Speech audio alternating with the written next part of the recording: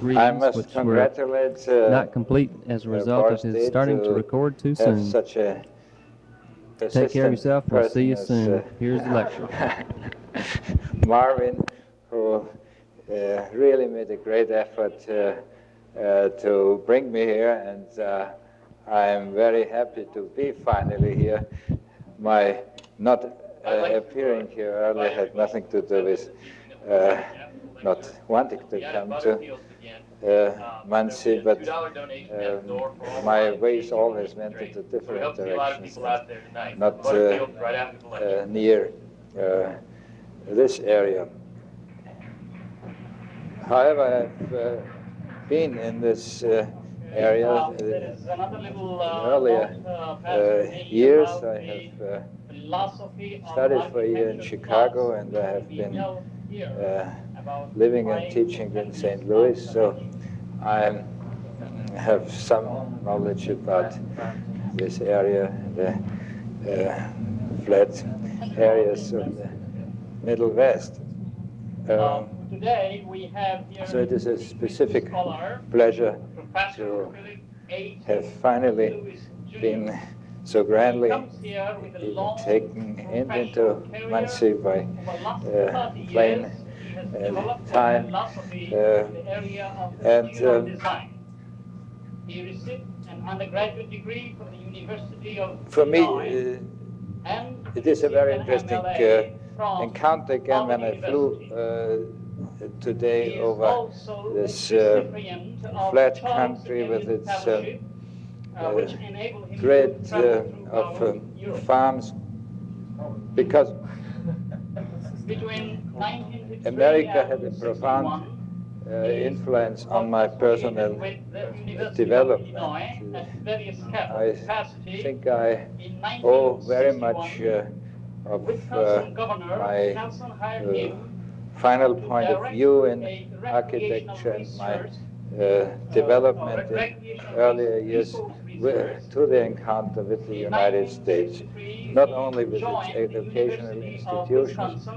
I should be allowed to say this on academic ground, but sometimes I learned much more from just the encounter with the country, with the people, with the landscape, with the vastness of this country, and with the encounter of its great architecture, and with the encounter of some of its great architects. And today I am very pleased to present to you. Today I want to talk to you a little about my work, mostly about recent, not quite so recent work. I will not go into any some early work, maybe some work which has early work which has a relationship with this country. Thank you very much, Omar. I would like to have slides. Back in the White River Valley.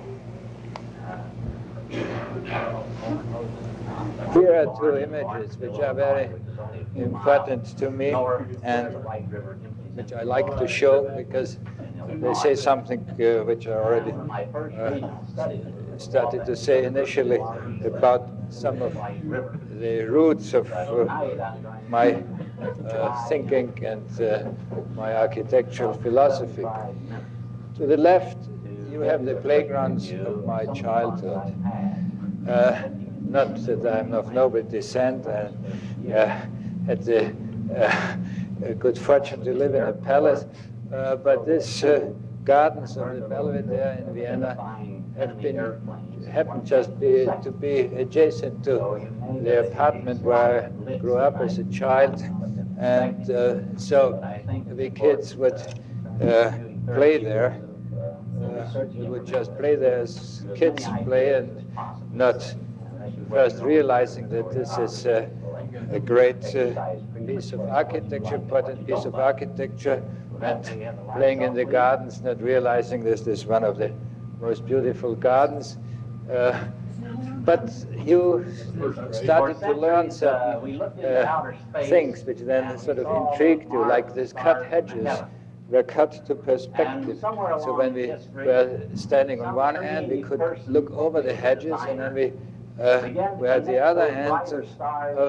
It was about 3 times as the hedge was about 3 times as tall as we kids were. So this was a very practical lesson in applied perspective. And so gradually, of course, I realized that not only this is a nice playground, but that here you have an encounter with some great architecture and great art. And this is a kind of symbol for the many sort of small influences city has on you. Before in this interview I had by the students, I was also asked about sort of the influence of my Viennese background and surrounding. And of course, you cannot escape your surrounding and your heritage, and a lot of this things around you, of course, consciously and unconsciously influence you, shape you. You also, when I was young, of course, didn't realize that Vienna really is a beautiful city. I thought all cities should sort of look alike. Of course, sometimes they look a little different, like maybe Muncie. Which brings me to the slide to the right. There it is, reversed. I thought it was very On my first stay in the United States, I stayed here for 2 years. First studying at IIT, and then going on to Berkeley, where I got a master's degree. I also took time. I had a car, and I traveled around 60,000 miles by car through the United States. In all kinds of fashions. First, just to look at the country or see certain important pieces of architecture. But then, for instance, when I had an encounter with the architecture of Frank Lloyd Wright, which I, of course, had known from pictures, and which from pictures impressed me, really moved me. When I saw the buildings in reality, they had a completely different impact on me, and which also taught me, for instance, a lesson which I think is still valid for the work of many architects, including mine, that the photograph only gives a limited and sometimes a false picture, even if it's a good picture, of what you do, because space, of course, is rather difficult to transform into the second dimension only. And other aspects of the environment, the mood, the tactile qualities, the olfactory sensations are, of course, not given in the picture. So, as I said, I traveled after all kinds of criteria. For instance, I once set myself the goal to see all Viennas in the United States. There are about 7, and I just wanted to see Vienna, Georgia, Vienna,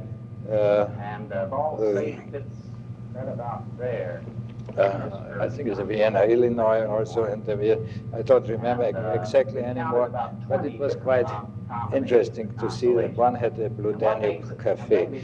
The others had very little design talent and planning talent and agency Vienna. talent together.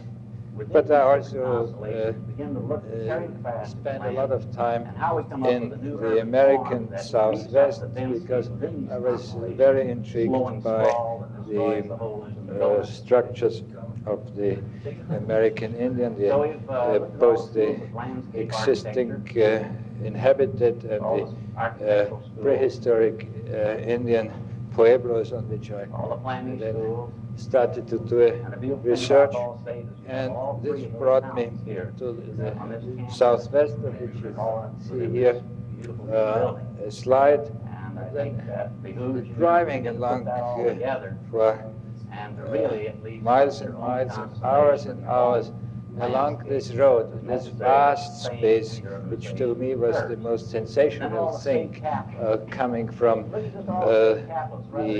this empty space coming from the cluttered and condensed environment of Europe, coming from a mountainous area like Austria. This to me sort of opened up a feeling for space. I saw this incredible, endless space, and I thought to myself, in this empty space, you have to put buildings. And so this was a kind of program, and for me, not only a program, but it was a sort of challenge, because it also was a challenge because it had to do with one aspect of architecture. I think that architecture, especially urbanism, is really the creation of something completely new. You rarely build a new city once every 50 years, maybe they build a new city, but you continuously remodel and modify cities. On the other hand, is this empty space which calls for an absoluteness, which challenges you to give a clear definition of what architecture is, completely disassociated from the crutches of topography, of climate, of contextualism, but architecture not as the solution of a problem, but as the making of a statement. You see some of the outcome of this encounter, for instance, in the city of Vienna.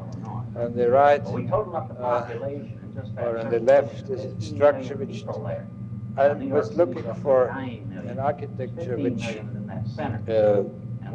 on the one side, is useless as a work of art, but not sculpture, but still architecture. And I thought if I would sort of grasp this, then I would have the definition of architecture and be able to understand much more about it. Now, again, as I said, one thing was this structures in space and related to space.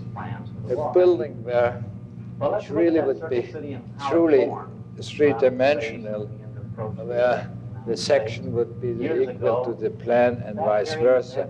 Of course, you would have to consider gravity, but this would be some sort of markings which then give you an orientation. But I was looking in work and still looking to make an architecture which has this Well, here was a true tremendous wave that drowned the plasticity. landscape flat.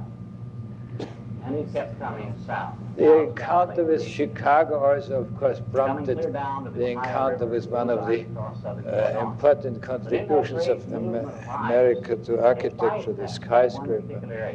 And so this is one design by me of that time for a skyscraper. What I consider meant to me the power the building could generate. Circle City, because of all the hills here, the railroads. There was the encounter with technology, but not in a sort of simple way only as the necessary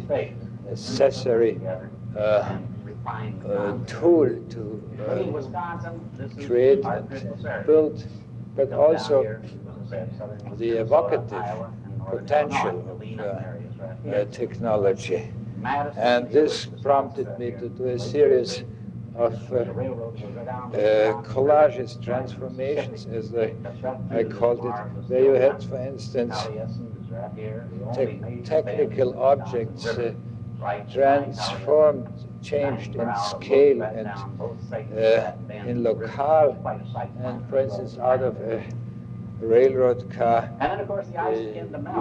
becomes a monument, a piece of architecture, and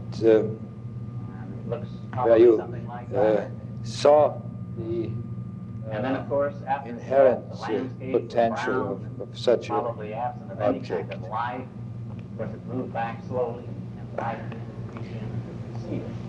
Not only was I dealing with architecture and building, but I also was working in the fine arts, doing not only paintings, but very much sculpture and installations, environments. And this are here two examples of many of and then, of course, they began to farm the land. my artwork here, one at the exhibition at the Venice Biennale, 1972, called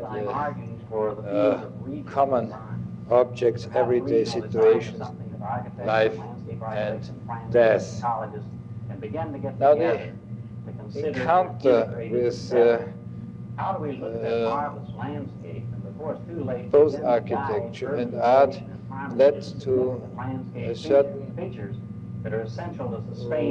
development, a certain challenge, to a certain preoccupation also with the spaces where you create art and where you exhibit art, present art, fine arts in that matter, of course all the other arts like music, of which I will talk a little later.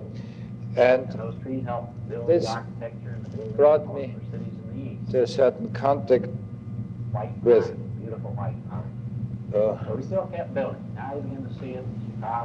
museums, and here I show this because it has to do with the region.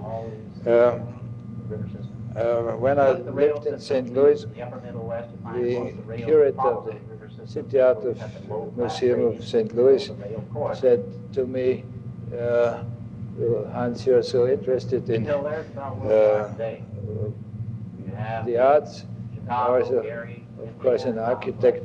Why don't we make in the City Art Museum a kind of experimental gallery where we show how you could, the person, the visitor, could confront himself to art in a very specific and new way. I don't want to go into detail about this, maybe just to say a few words of it, because it has to do with some of the later work. And I say this because you are mostly students here, and I think it's important for students to know that you can start with small steps or little initiatives, and still they can be very rewarding. So the idea was that I thought that you have to confront yourself with a particular work of art, let's say painting, in a certain solitude. So you would go up in a box, and you would have a wheel which were paintings, and you could command the painting which you wanted to look, and then you would be alone with the painting. The same was true for certain sculptures. So this experimental gallery was not finally realized, not because they didn't want to realize it, but I returned home to Vienna to do another realization. My first commission for, say, building is too great a word, a candle shop in Vienna of 140 square feet. And when I did this candle shop, again we talked before, I had a discussion about it, I thought even this very small object has to become a real piece of architecture. And it was, to me, a great satisfaction that, among other appreciations of this work of art, this building then got the Reynolds Award, which at that time was $25,000, which helped me very much to have such, for me, enormous amount of money at that time. But it was even more intriguing that the award was bigger than the construction cost of the building. So I think this was the only time the Reynolds Award went to a building which cost less than the award. So with the award you could have done another building to get another time the Reynolds Award, which I actually did, but a few years later for a much bigger building. That 32 billion, which would probably be 50 to 60 billion for them. You can imagine economically what it means to build on rich soils in our country today. And those rich soils are merely part of the American got invited to a show with, of my artwork by a New York gallery, and when I came to New York and picked up my works of art, when the exhibition closed, the owner of the gallery, Richard Feigen, said, "Well, I didn't know, Hans, that you were a real architect who also builds buildings. I'm just in the process of building a new gallery. Why don't you do it?" I said, "Okay, I do it." So this is the Feigen Gallery in New York, which sort of really started my involvement in the area of museums, of which I will show you now some examples. There's two more views of this building on 79th Street. And I jump now, many years later, to a building which is a museum, but besides being a museum, has I had the opportunity to realize not only a museum, but also a number of thoughts I had developed during the years, and I finally could apply them here on the building. This building also had very much to do with tasks which then constantly confronted me. Historic area. This is a museum in a city of 170,000 inhabitants, in Germany near the Dutch border. There's a wilderness river. And at that time, when I got the commission in '72, very well known in Europe for its soccer team, but not at all for other endeavors. And it was a really great thing for such a city to build a museum for contemporary art. And when you look at the other resources of oil and coal, they're also looking north and south. In the United States, they always look east-west. Built a museum in the center of the city, which is a hill in this otherwise completely flat landscape. And on this hill, of course, through centuries, always important buildings have been built, like a cathedral, Romanesque, Gothic cathedral, Gothic churches, medieval and Baroque abbeys. And on the site of the former jail, the museum was erected. Now, the museum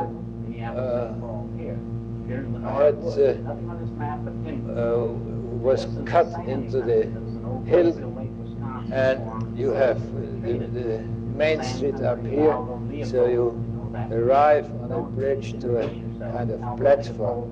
And this, for instance, is one of the instances where I could realize my idea of the walk-on building. A building not as a barrier, but as something you could take into possession, you could conquer both from the inside and the outside. So you can approach this museum floors from below, where the parking lots are, and then from above, where the centers and the public transportation. And you either walk over here, or you walk up stairs and ramps. It's fully equipped for the handicapped. And you will finally enter the entrance of the museum. You go down rather than up. Another feature of this museum is its integration into its surrounding.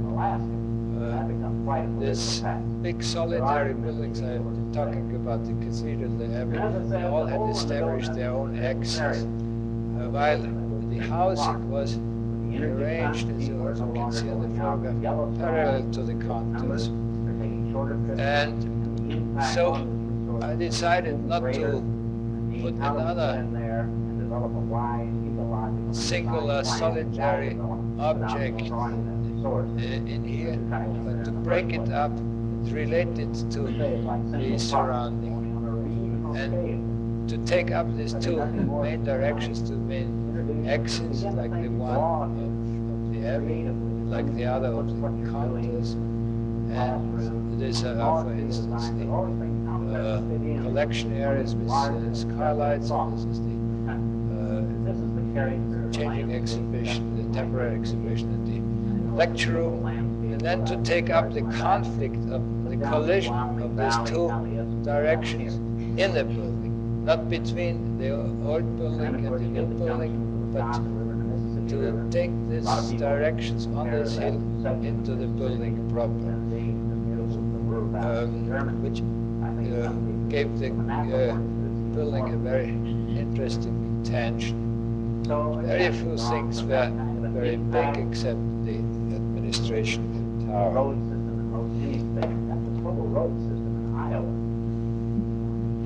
And this is how this looks from below when you approach it.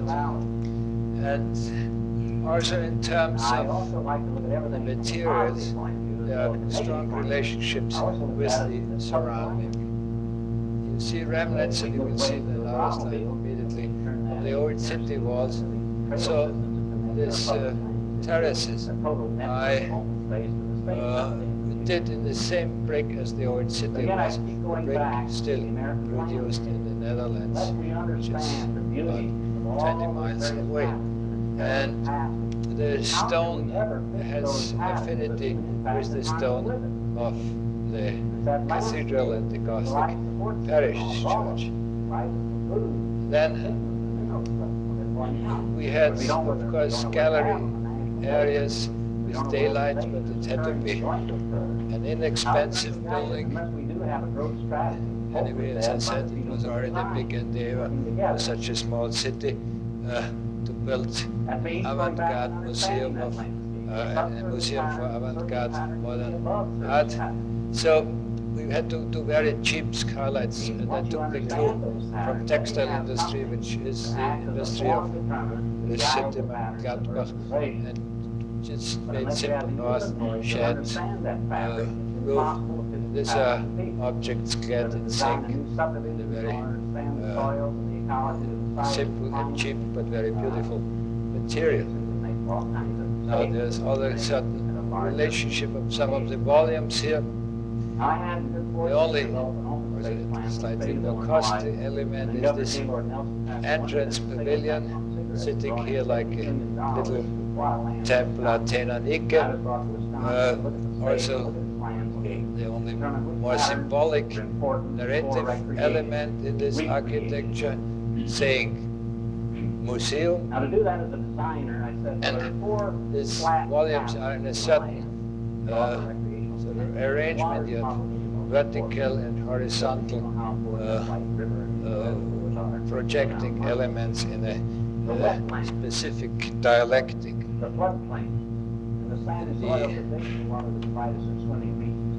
The side, as I said, is sort of terracing, and underneath the terraces are also parts of the building, and not just garden terraces, they partly are. And the part of this building, the surface of the building, is green. Here, it's always when you do architectural photographs, you photograph it in the winter before the leaves cover the building, but in reality it's the summer completely covered with green. And for instance, like this administration tower, which is conceived like a block of stone, slightly eroded, and where you have the erosion, you reveal little balconies. Here are the curators, and they can step out to the little balconies and get a breath of fresh air. Now, here you see the approach on the right if you come from above, but on the left you also see something which to me in the building is very important, and that is light. Artificial light. Of course, artificial light is in the Museum of Prime Importance, and daylight there, of course, for that matter. But because you need so much light in the museum, I was very much interested in the night view of a building, and not in this simplistic way that you floodlight a building, have it seen like they do with the cathedral adjacent to it, but the light which you anyway have in the building emanates. So another aspect I was talking before, this is these are the terraces, the relationship with the cathedral, the relationship with the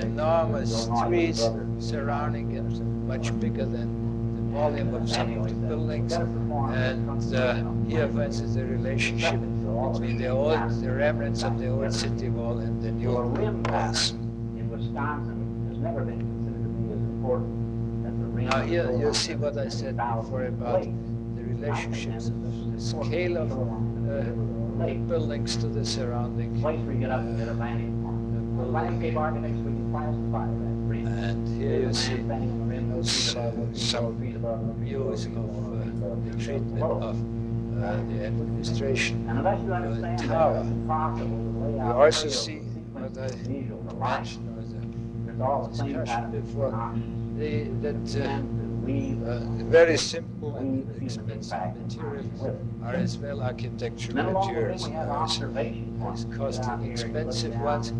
It depends on how you detail them, how you use them, but also that the shapes you generate are absolutely compatible with the silhouettes and the shapes. So what I've been saying, in the landscape, Indiana, the water, the wetlands, the floodplains, the sand soils are important. As to the concept of the museum, I followed a new path. That is, that I did not want a linear system, not an enfilade museum, but a museum based on the concept of a matrix. A matrix meaning that you could have a much greater freedom of movement and of selection what you want to see. To say this in a simplified way, on the matrix, if you have one axis, you have chronology, and the others you have, for instance, the Scrolls, the Flemish, the Venetians, and so on. Then you can sort of select your own path. You can say, I want to see all the Madonna pictures of all periods, and I can go such a path without, like in a enfilade museum, having to walk through room A, B, C, D, until I finally arrived where I want to go. So you see this matrix system, but you see also the big diagonal through this building, just to have a more dynamic axis, and also that you get an idea of the building and of its size. You have seen that you can enter through this entrance pavilion, you come here, make a turn. While you make a turn, you see from the outside the dimension of the building, which I think is important that you once grasp what you enter. Then you come here, and again you see the whole dimension of the building. And again, from the central point on, you have all the necessary functions located in easy distance. In other words, what we're talking about It's easy to read here in English, changing exhibition and sales desk, etc. Here you see the idea of the section, the two approaches by the bridge or on the building, entering the building, two main floors, cut into the hill, but not on the one side, not the basement atmosphere, but open to the outside, and then split into three levels. And for those who want to see a little more exact, but you see on the right, you see also the idea here of this very defined spaces in the system, and then the open, more flexible spaces. Between these columns, you can place walls in all kinds of configurations. You always have the whole diagonal view through the building, even no matter how you put walls in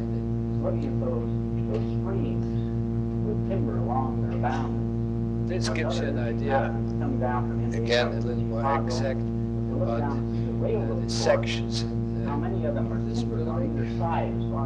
And this gives you an idea about what I just said. You have this, you come on this landing, and you see in the far end of the diagonal an extremely bright room, which is this one.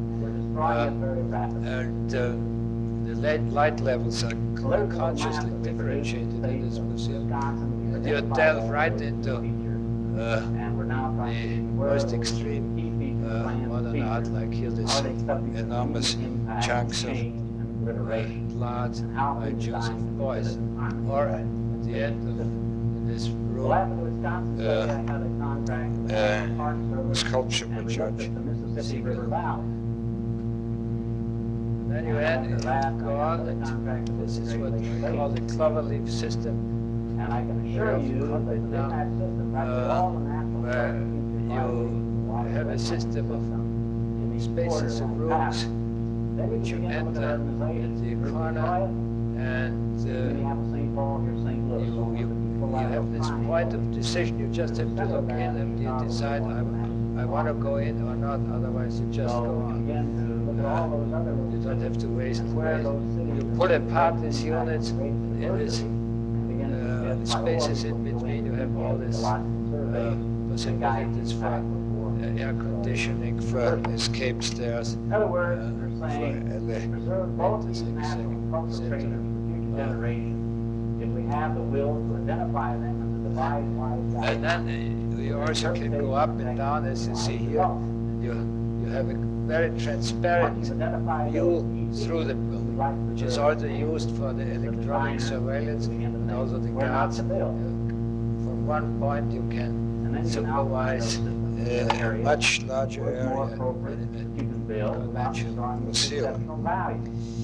It's where to build and where not to build. Where to build. This gives you some idea about the spaces So again, we go back to underneath the the terraces, which are more cave-like, or this is one of the view in one of these cloverleaf spaces. I'm also interested. This is very much American art here. You see two paintings by Andy Warhol. On the left you see Arte Povera. There's a rail corridor in there. And these are the daylight spaces of the buildings.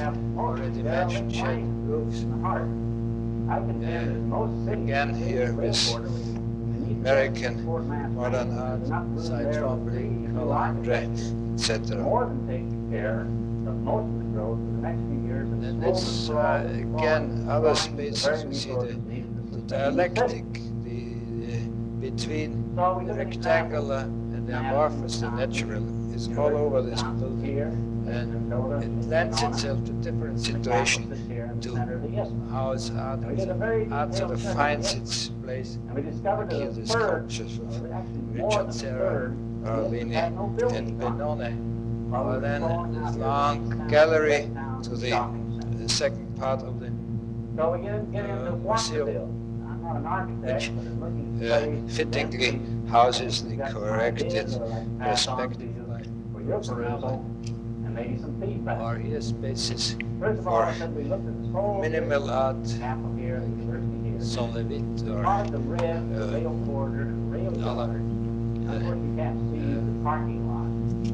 American artists. And here again, the space for art over. Without any buildings on it. A lot universal space in terms of its uses and its installation, with a lot of different provisions for day and artificial light. Artificial light is the temporary exhibition on the left with installation by Benone. On the right, the same space with an installation, which was a very moving experience to me, of my own artwork, an installation called the Gymnastics. That's which is a piece which has a lot of different illusions. To the left, the Four Horses in San Marco, or the Last Supper of Leonardo. Very fitting because I mentioned the basketball game. Basket, the duplicating as a halo. You have noticed that all the spaces were white and only the art was colorful, which was the intention in the collection areas, to be neutral, to be backgrounds in a way. Now those public spaces where you don't look at art, where you have lectures, where you have audiovisual, are consciously colorful and shaped in a more different fashion. Very interesting to me, and I show this immediately after this, one project was that a few years later I won the international competition for the Museum of Modern Art in Frankfurt, which was basically exactly the same task, the same program. A museum of contemporary art of the same square footage, the same volume, in the heart of a city, the historical center of the city. These were the similarities. And the complete difference was that, as you've seen in my Gladbach, the topography, the buildings spread out in a complex interrelationship. Here, Frankfurt Cathedral, 1 block away, the triangular site at disposal for the museum. And I immediately, when I saw the site, I was asked today in this interview, how do you design it, how do you develop ideas? This is, for instance, why the Gladbach Museum was a long deliberation about its many complex interrelationships, and finally to come up with this rather that Carrier and some others just dumped their units somewhere on the roof. But this is absolutely a part of the overall design, as is the acute angle of the triangle, which signifies the entrance. This is the border of the old city, the old Staufer city, and this entrance had to be made sort of significant. The building is a 3-story building, but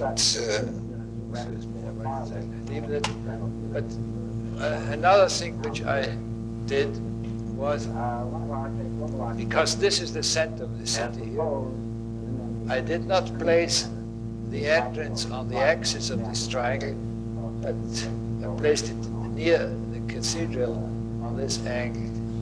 So you have the entrance of the building on one of the angles of the triangle, and this is a view then from the other direction as you enter the building.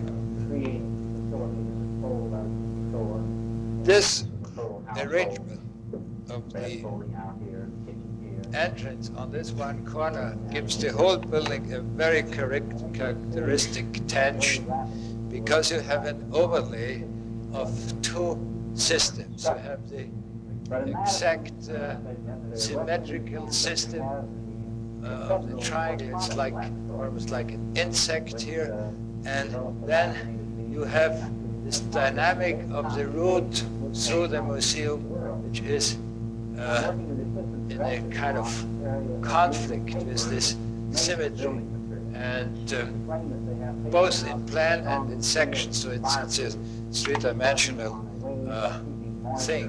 And you see this. Within 3 years, he has a breakthrough. He'll have a material this is right. you see it on this isometric, but the model view anyway shows this very well. I personally feel that the architecture is, and you proceed through a central room from which you then continue to this diagonal path through the building until you sort of have ended up in the axis and are in the last room on to the top floor with daylight and some of the most important paintings.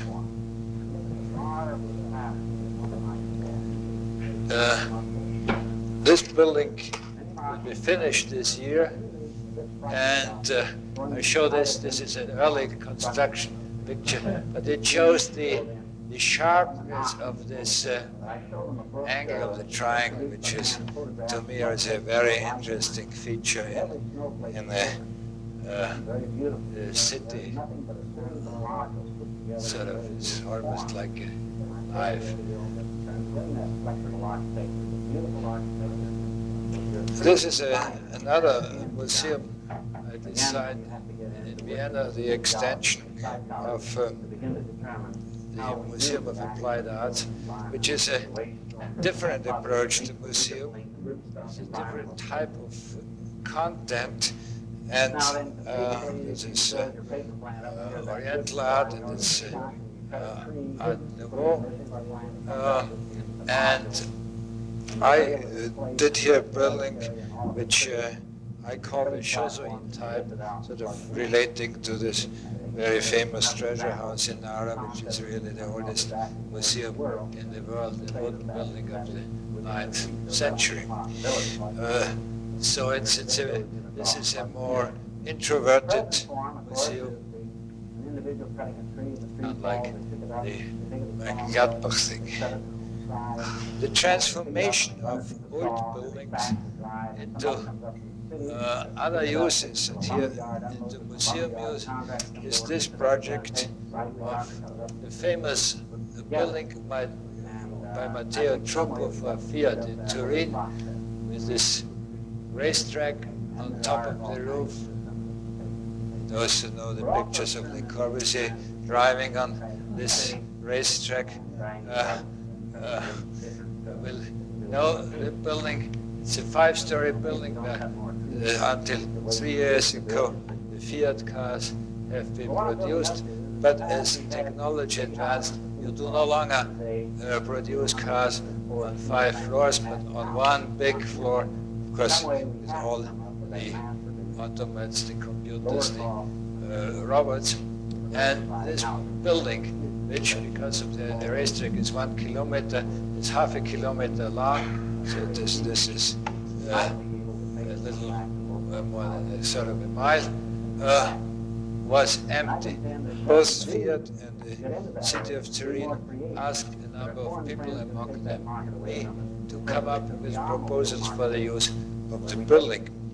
My proposal was a building to be used as a museum for the history of industrialization and the history of the working class.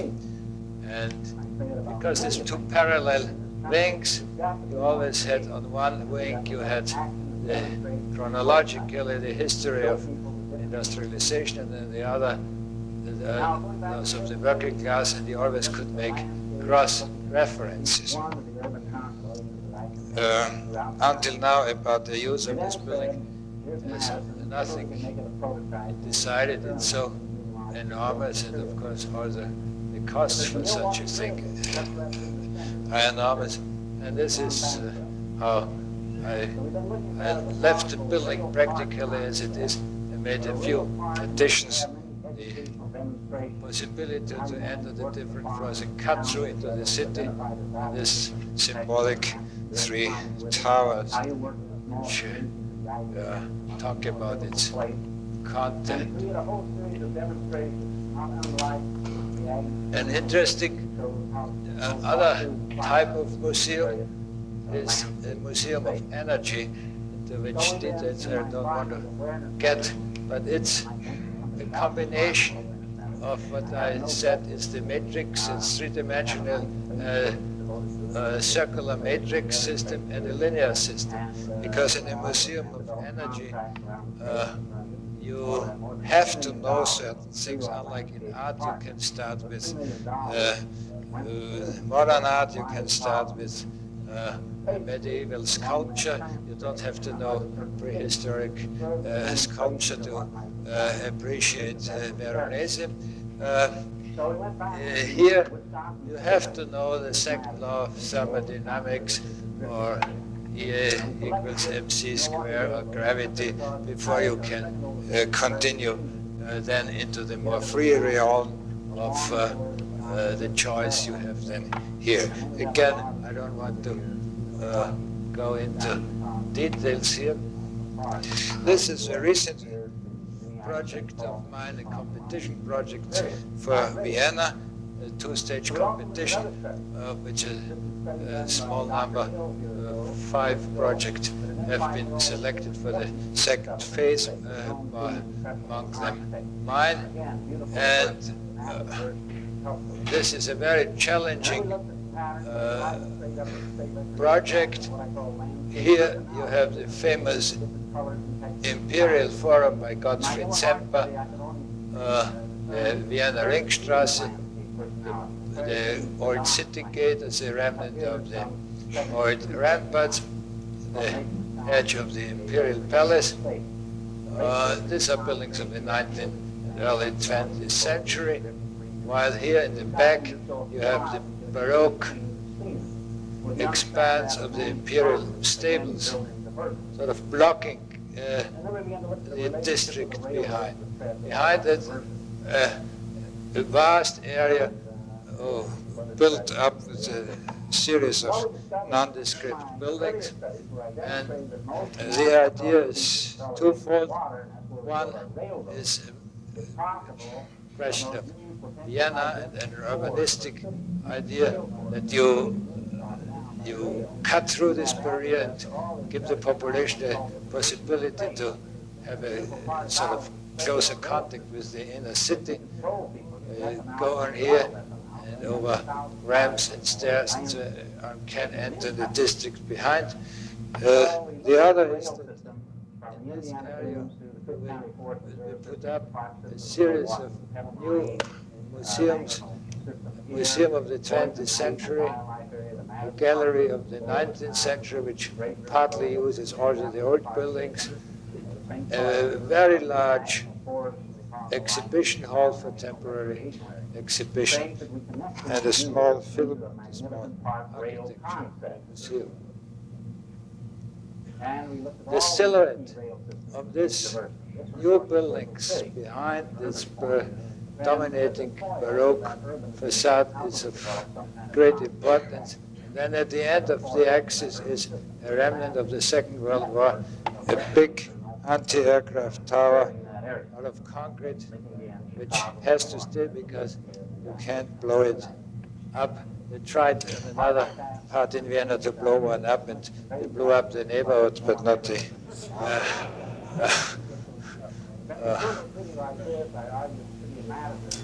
Here, a complex task in a beautiful landscape, a very difficult topography.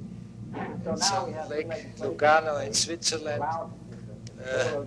The compounds of the Thyssen-Bornemisser family, which have the second biggest private collection in the world after the Queen of England.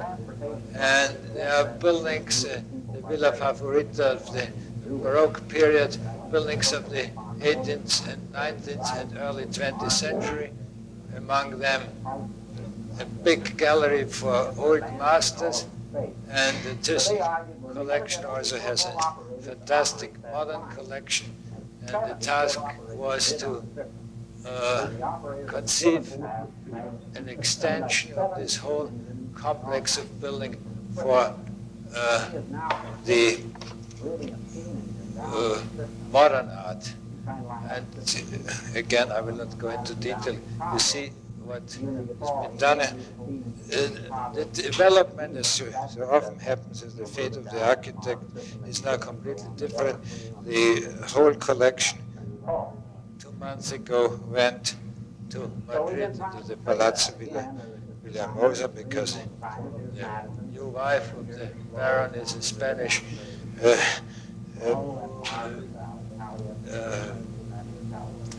Spanish, and she wanted to give this collection to her home country. Another example of the use of old structures, the preservation of old structures to new uses, is here a building out of a completely different cultural context, a Qajar building in Tehran, which I restored and put to use as a museum of glass and ceramics. To me, this was an interesting encounter because originally we were supposed to do a new building, and then we saw this old building which has very bad properties in terms of its condition and its floor loads and tightness of these beautiful carved windows. But we decided then to use it as the building for the museum. But you have, of course, to keep the atmosphere of such a thing, the charm of such a thing. If you start exchanging the windows for metal windows which are airtight, and if you put in air conditioning ducts everywhere, you have remnants of a facade, and then you could have torn down it anyway, and the interior would be completely destroyed. So because by definition a museum of glass and ceramics is a showcase museum, I decided to give all the functions of climate control, of conditioning, to the showcases as highly developed technological objects, and so have the possibility the rest of the spaces only give a lesser treatment in terms of new technologies and restore it to its old splendor. Of course, as you see, the floor loads were too little, so you introduce kind of columns which are camouflaged by showcases, and this, for instance, is the area for the Achaemenid glasses, unbroken glasses of the time of Xerxes and Darius from recent excavations. And we see that all the ornate ceilings and so are kept, and these are the showcases which have some sympathy to its surroundings, and this is what happens. These are highly developed objects, of course, done in Switzerland. Incidentally, this museum today is, despite what happens in Iran, the most popular museum in Tehran. There, where the old remnants were gone, we put in a second box and had a completely different and modern environment. What is this? Okay. Well, there's something missing in between, I'm sorry. But, there's something. Excuse me. Is this all right? Well, there's something here, yeah. Well, there's something missing in between, but, well, I shift now the subject from this was the last museum. There was something about places, but you will see another series of places and square. This is a very recent project of mine, which got an award in an international competition for the Jewish Memorial in Frankfurt, very near, 100 yards away from the museum.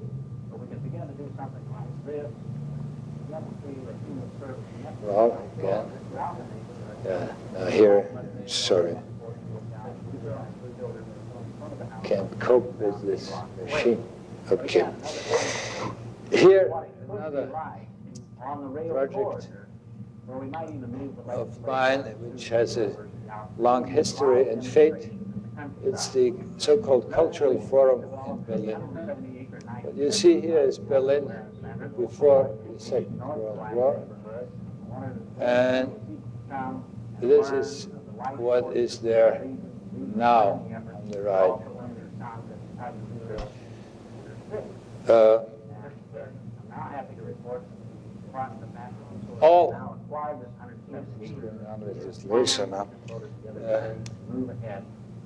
All what is left is this church by Stüler of the classicist period. This is all what is left from the time before 1945. You see it here. Nice. Completely. Maybe the battery is gone. Anyway,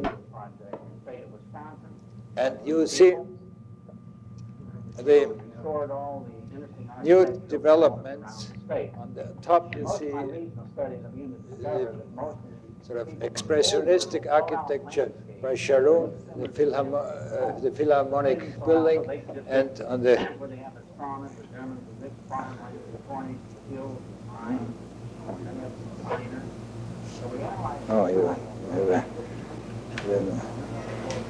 oh, very good. Thank you. It's fully equipped.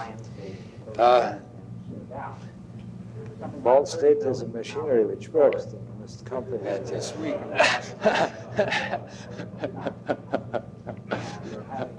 Anyway, this was an urban conception by Sharon to have sort of solitary, big solitary objects like dinosaurs in the landscape. Now, when Mies came into the picture in this area with his National Gallery, which is here, he refused to accept this urban strategy, and he resorted to the old classicist grid of the old pattern of the city, and built his building here. Now the competition, an international competition, was about what to do with this area. Just to show you, this is the National Gallery by Mies, with in the back the tower of the church, and on the right you had Sharon's Philharmonic. I proposed a very simple measure, that you continue the strategy of Mies. In the meantime, there had also come up new buildings in this area for a museum, and to create a square space and an inclined rectangular square and an inclined square, which is bordered by a rather simple rectangular building, not to get in competition with this very important building by Mies. The corner building here with the existing church here. Now, to mediate between this attitude of architecture and urbanism and this one, I did not make a straight, but just a curved, and as I said, a curved building and an inclined space. And in addition to sort of correct this rather strange agglomeration here, I carried in a canal into this area. This project won first prize, and since then has been developed further, but has come into a very big discussion, philosophical, theological discussion about whether expressionism is Germanist and Berlin style, or whether rectangularity and more classic attitude is the mode of this area. This shows the more developed models. So far, we have not really begun with this project. In addition, now Berlin has the election, it has a completely new city government. So at this point, we do not know how and how fast the thing will go on. Very near this Kultur Forum, for a point very near, I made this design for a carillon tower for a concert carillon. Which is also very near to this area. This is low-income social housing for Berlin.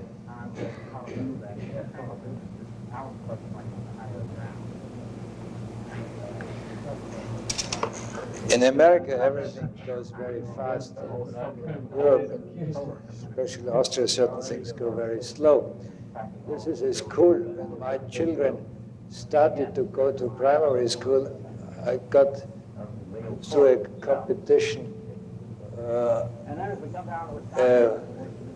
which I won for another subject, which was then not executed, a commission for a school, a primary school, which interested me, of course, doubly, not only as an architect, but also because my children were in a situation to go into primary school, and I was not satisfied with the Austrian system of schools, and especially school building. In the meantime, my son goes to university, and this building is under construction, partly finished, and will be finally finished in 2 years. So, as an encouragement to the students, as an architect, you have to be a very patient person. Anyway, this building interested me for a variety of reasons, too. It is in Vienna on the border where you have the city block system sort of changing into the system of detached and semi-detached houses, which is all the borderline of two social groups. Here the working class group, here the upper class group. Here this is cool for both. In Austria you don't go to private school, you go to public school, no matter how rich or poor you are.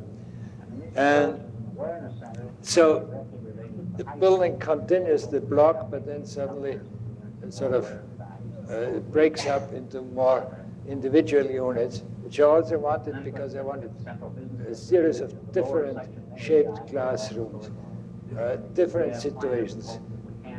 The Austrian school authorities said there's a standard and a norm for classes, and every class has to be the same.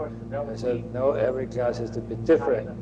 The children going through the school should have many different situations to be confronted with, both in terms of shapes of building, light, sometimes of light from above, below, and so on. So it was a many year-long fight, which I finally won, and this is the school under construction. Because of the extremely tight situation, normally you have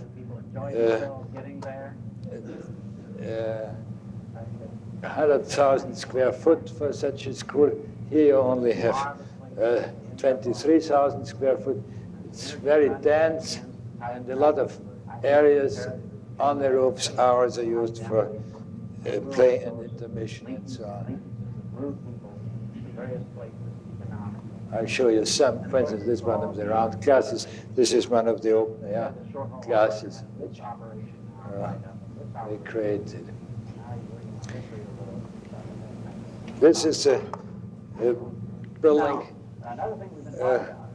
which is very fast in contrast. It's a clubhouse for a golf club south of Vienna, which we're putting up in a very short period of several months. It's a wooden structure, and well, this is under construction. This is how the interior will look.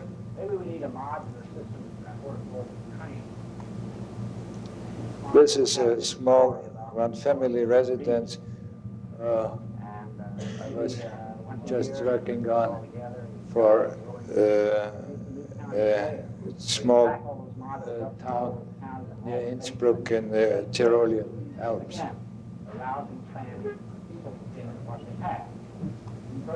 And this is a very big thing. This are two of my proposals for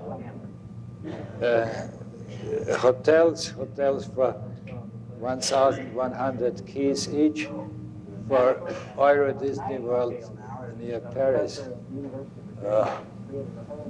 On this model in the background you see a hotel designed by Michael Graves, and this is one by Bob Venturi.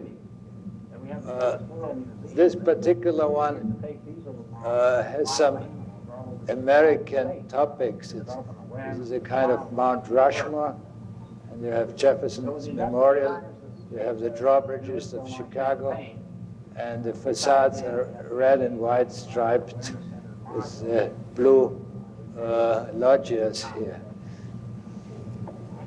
And this is a reminiscence of, again, two rings of where you can go in by boat, and it has a reminiscence of my aircraft carrier preoccupations.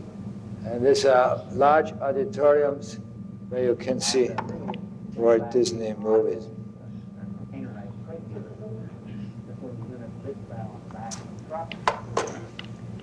Now, I have been asked very many times today about context. This is an extremely contextual building where the shape also sort of evolves out of the urban situation. So the center of Vienna, the cathedral, here a building of the 50s which has been torn down. This is the most central area in Vienna. This area has been very tightly built up in earlier centuries, and only in the 19th century, in the late 19th century, this all has been cut through, which has been then later considered to be a mistake. Now, this is a plan where you see the overlay of many centuries. The red line is the earliest building, the wall of the Roman encampment. And then later on there's still the area of Carter and Decumanus. And this is the former moat of the Roman encampment, still called, with the German word the same, as Graben today, and being a kind of elongated square.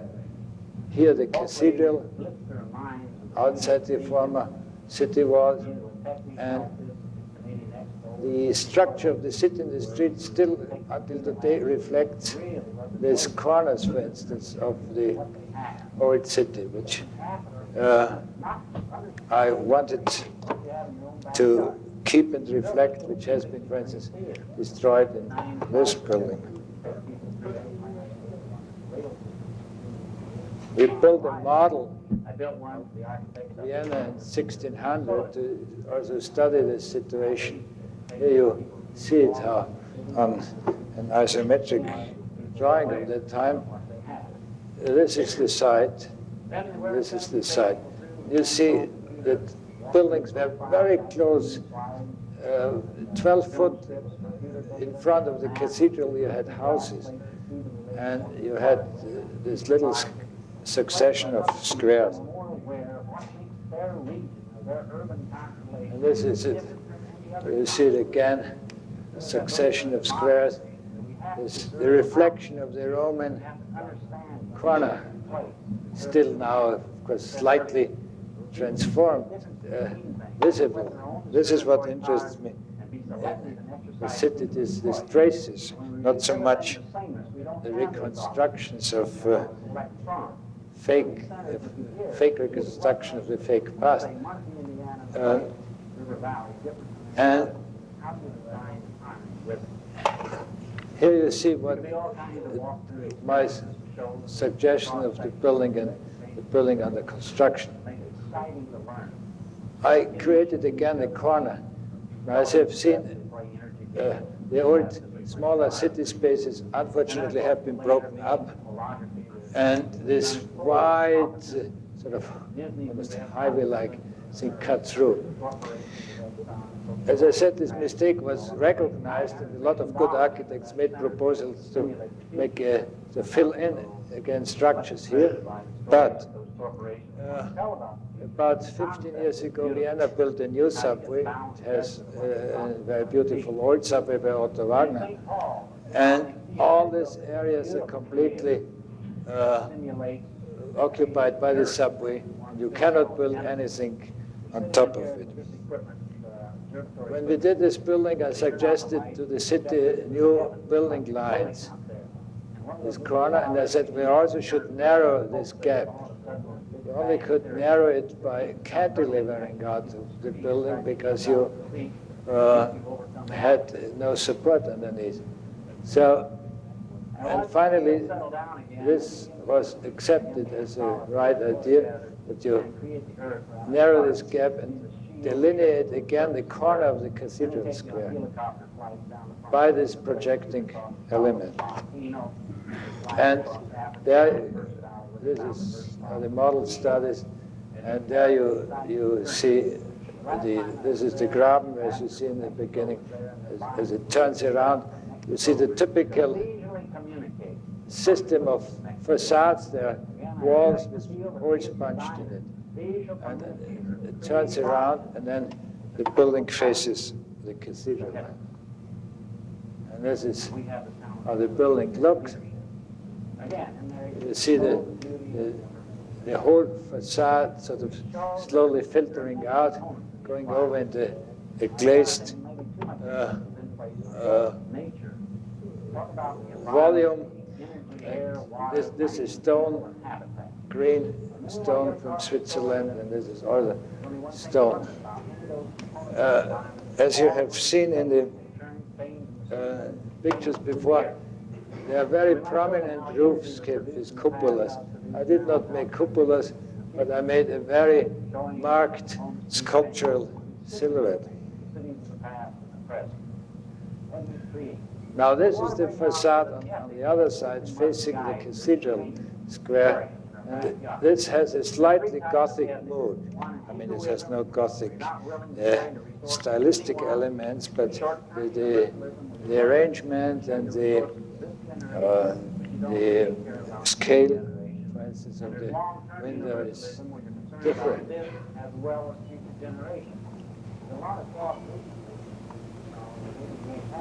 And well, this is not yet faced with stone. With the stone, it goes over into glazed sheets and then into this corner projection. And this is the corner of the cathedral square.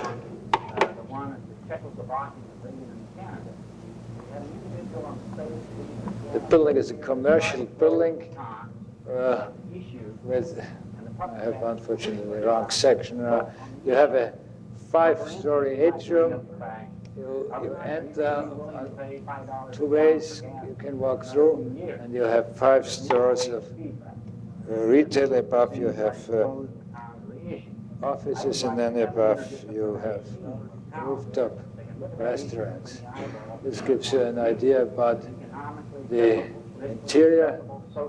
Well, like a mountain stepping back, you have a succession of escalators and stairs and an artificial skylight. I think much of the apathy in the part of the American public is based upon their inability and this to see a part of the is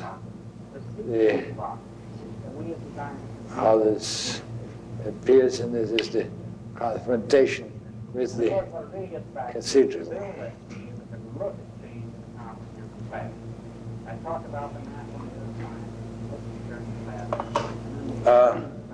I show you 2 more projects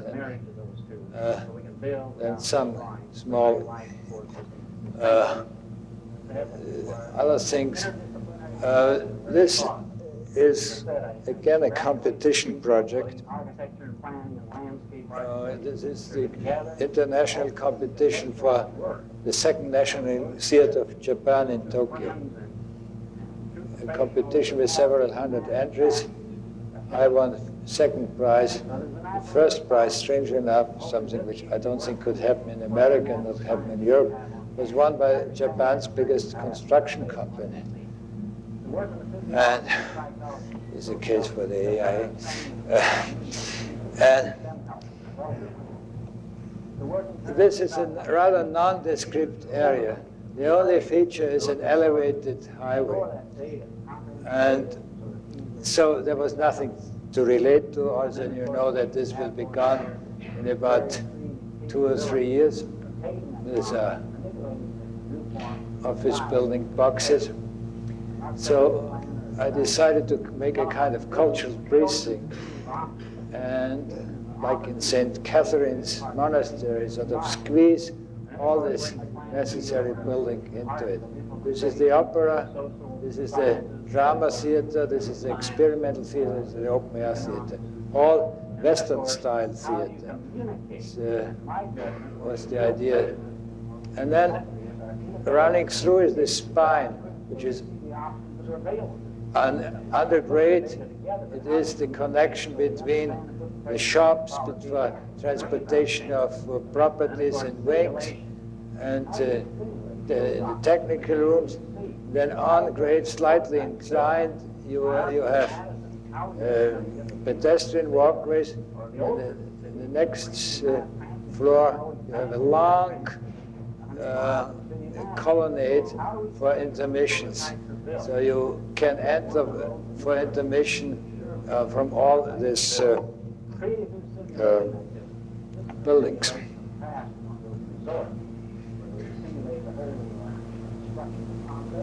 This shows there's one floor plan which shows this idea. The opera in the horseshoe shape, the drama theater, the experimental stage, and the open air stage. And this is the section of the opera and the section of the drama theater.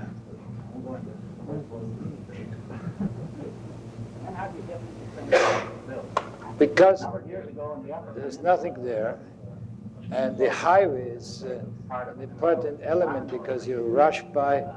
I thought that the silhouette above is very important, and I made it very marked, both in its shapes but also in its color. This is gilded, so it's the setting sun sort of will set this ablaze. And this is this long ambulatory walk for the intermission area. And this is the general entrance from which it's the Japanese system is that you have one main entrance and then you distribute into the different theaters. On the right you have the interior of the opera, and this gives you an idea about the facade and the silhouette.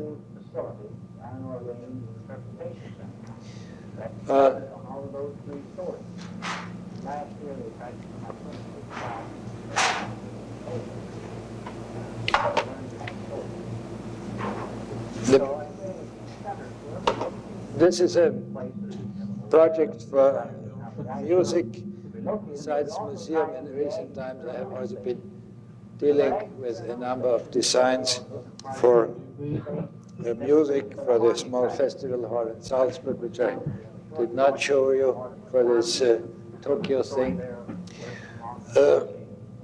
This is a theater I designed for Washington University in St. Louis, which had certain ideas. We talked today about it as a walk-on building, as a building you can penetrate through. The public can even, during times of closure, sort of take it into possession. But it also had a concept about flexible use of a building for a variety of forms of theater. I show this because the project I show now has some relationship to it, besides that it's also in America, but also there's a continuity of these thoughts of then and now. This is my entry to the final competition between 4 people of the Walt Disney Concert Hall in Los Angeles. For those who know Los Angeles, here is the Chandler Pavilion of the Music Center. Here is Isasaki's Mocha. And this is the site. There will be large high-rise buildings. This is the size of the Chandler Pavilion. This is a section through my project. This competition was won by Frank Gehry. I openly say in a very strange way, I have never experienced a competition where the projects are shown to the press for debate 10 days before the jury convenes and judges.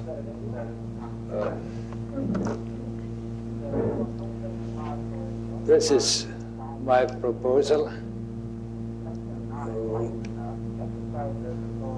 You have to be in competition with the tall high-rise buildings which are going up and will go up around.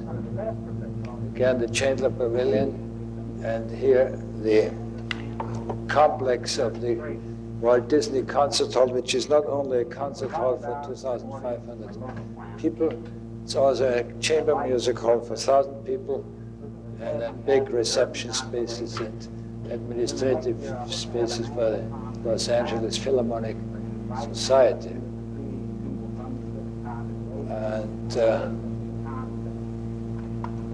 this is one of the many models we did.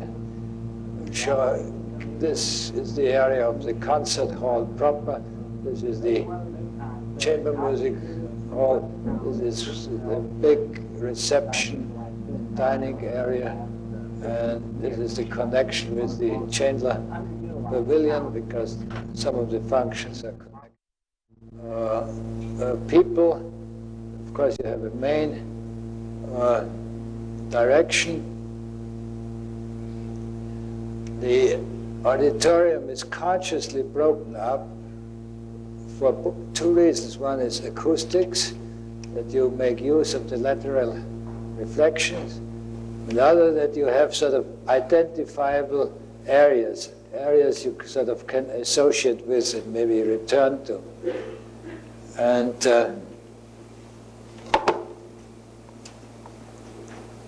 this are some model views, how this then appears that you have these sections that develop the specific acoustical ceiling on a cracked ice pattern, which is an old Chinese pattern, but we did it in a third dimension.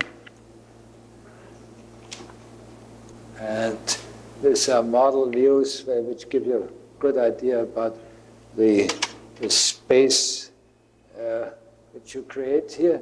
The idea is that you start the idea of this interior space is that you want irregularity, you want non-rectangularity. It's very much also because of acoustical reasons. So rather than make a rectangular room and then with all kinds of measures make it acoustically and spatially sound, you go out from the determination that the irregularity is the basic departure. Here you see like contrabass and organ.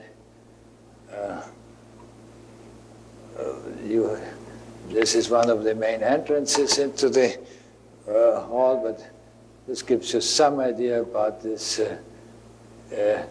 how the atmosphere in the area is.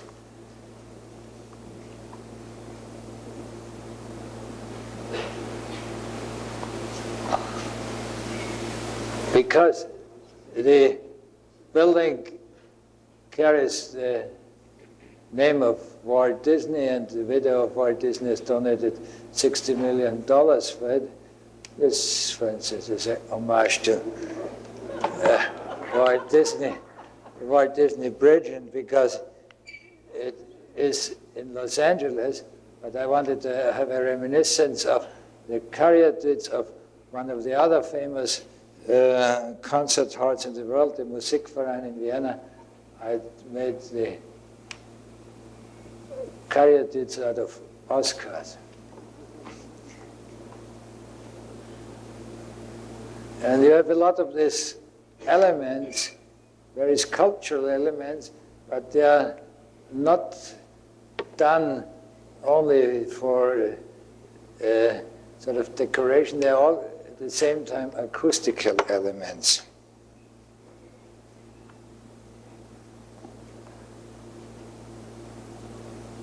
I'm getting lost. Okay.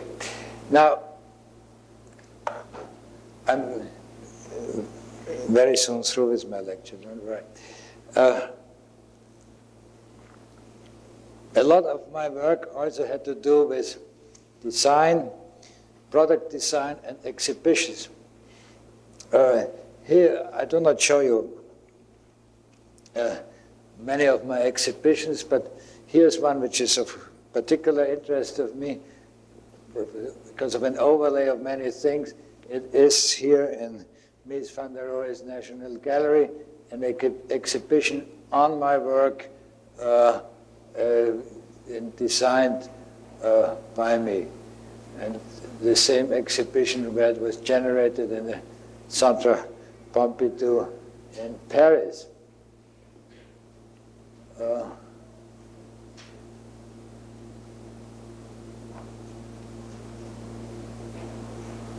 There's some other, no, I'm sorry. So how do I get? Now the reverse is on the other side. It's the forward one. It is very difficult. Okay, now I'm sorry. So this is some other thing I recently did for the film festival in Barcelona, in front of the one of the first night theaters. It's an homage on certain great events of the cinema, of the movies. Fred Astaire and Ginger Rogers dancing on a stair, and the stair then gradually goes over into the famous stairs of Odessa and the famous scene of Sergei Eisenstein's movie of the battleship Potemkin. This is a few instances out of an exhibition in America, the opening exhibition of the Cooper Hewitt Museum in New York. I show this here because these two parts of the exhibition, and there are more, of course, have to do with the, again, we talked today about functionalism. These parts of the exhibition show that form does not follow function. Here, for instance, the star, an absolute product of fantasy of the human being. We know that the star looks completely different, but every human being, from early seals of Hammurabi behind this showcases, or a Texaco star or whatever, is universally recognized as a star, a completely invented product. Now again, if the dictum that form follows function would be true, I said that one of the products, the most known products of mankind bread, the daily bread, is done all over the world in basically the same process. So the breads should all look the same. We collected breads of about 75 or 80 cultural areas, daily breads here on a table, sort of like the Last Supper table by Leonardo da Vinci, and all the breads look different. Sometimes they have sexual symbolism, sometimes they have storage considerations, sometimes they have religious symbolism, but none of this products is alike. These are some other parts of this exhibition. The transformation of a piece of cloth or water as a building material. That is how much water you need to build an igloo. And to bring certain basic phenomena near to the visitor. This is the transformation of buildings in Vienna for a large exhibition, the one commemorative of the 300 years siege of Vienna by the Turks. Transformed one of the main exhibition palaces in Vienna into this enormous Turkish tent, which made a beautiful appearance in the city. In front you see the famous pavilion by Otto Wagner. In the background you see the before mentioned Musikverein.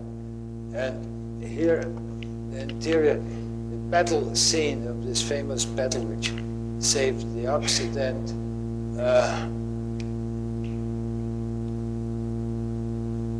We did with all original museum pieces of this particular battle, which is still, they are both Turkish and Western. Curator's nightmare, but it was a beautiful scenery with light and sound. This is another exhibition installation on the time from 1870 to 1930 in Vienna, not only art and architecture, but also science and politics. And I'll show you some architectural sections, like the Otto Wagner room with full-scale mock-ups of, for instance, storefronts by Otto Wagner, or the section of the Wiener Werkstätte by Joseph Hoffmann, or an homage for another important Viennese, Sigmund Freud, or the First World War. Social housing in Vienna, the Red Vienna, the building department drawing of the famous Karl Marx Hof, which is 24 feet long. And then on the floor you have the layout of one apartment, which is very small. It's 340 square feet only. Or here, the reconstruction of Joseph Hoffmann's famous interior with the real restored painting by Klimt. And now I consciously rush through a number of different products, like this sofa called Marilyn, and the right one, sofa for an Italian producer, or this vanity in plastics, a bed for Wittmann, a conference table for Knoll International, another sideboard for Knoll, tubular steel chair, a sitting group for Milan, a consul for Memphis, Italy, a street light for Berlin, lamps for Valeria in Italy, a piano we are just designing for Bösendorfer in Austria, door handles for FSB in Germany. These are cups when you win awards.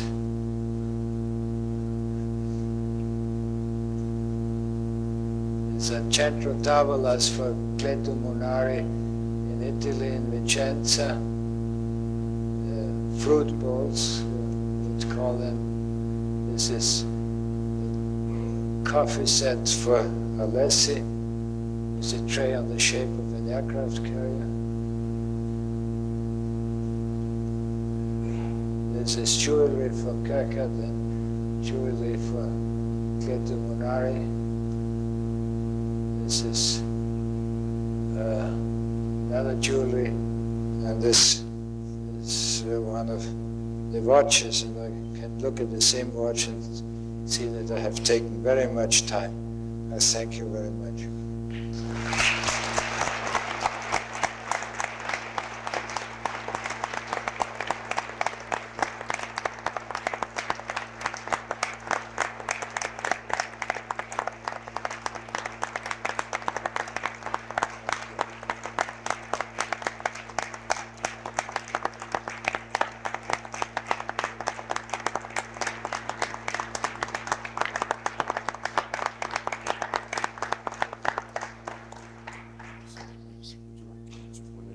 Sure, yeah. We'll only take one or two questions because Professor Hollein was gracious enough to speak with us earlier. So if anybody has any questions, we can take them, or if not, I can only say I'm really at a loss for words, which in my case that doesn't occur often. But it took you a while to get here, but it was really worth the wait. And I think all of you had a chance to see tonight a magnificent combination of talent and hard work. And I understand that you've lived in New Haven and Berkeley and in Chicago and St. Louis, and you've traveled 60,000 miles across America, more than I have. I have just this little token of our appreciation, which says Muncie, America's hometown. I would like you to keep this and wear it, and remember that Muncie is always home for you. We'd always like you to come back and see us, and we'll always remember and be inspired by your trip. Thanks. Thank you. Thank you.